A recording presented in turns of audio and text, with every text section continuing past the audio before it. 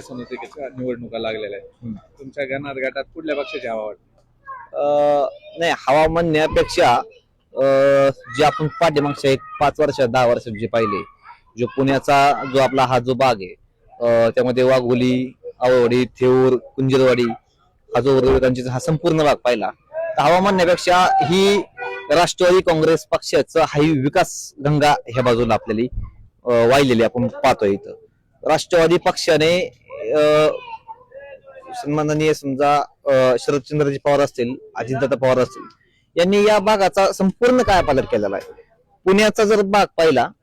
तर संपूर्ण पुण्याला जे हे IT हब वाढलंय,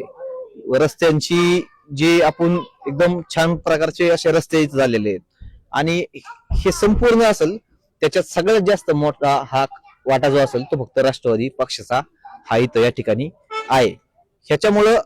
आपल्याला हे जे आता जे उमेदवार आता हे दिसत आहेत, आता अजितदादांनी या ठिकाणी आपल्याला अतिशय विश्वासू आपल्याला जे उमेदवार आपले दिलेत, अजितदादांच्या विश्वासाला तडा न जाता येणाऱ्या ह्या 7 तारखेच्या निवडणुकीला जिल्हा परिषद आणि पंचायत समिती या निवडणुकीला आपल्याला घड्याळासमोरील चिन्हचं बटन दाबून आपल्याला विकास गंगा जर आपल्याला चालू ठेवायची असेल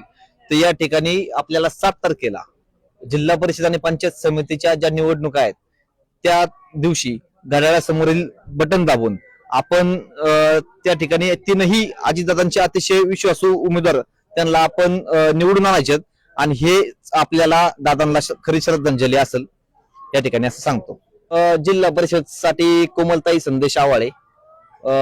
पंचायत समिती गण जो आहे जो कोलवडी मांजरे आवळवाडी त्यासाठी सुषमाताई संतोषप्पा मुरकुटे, आणि थेऊर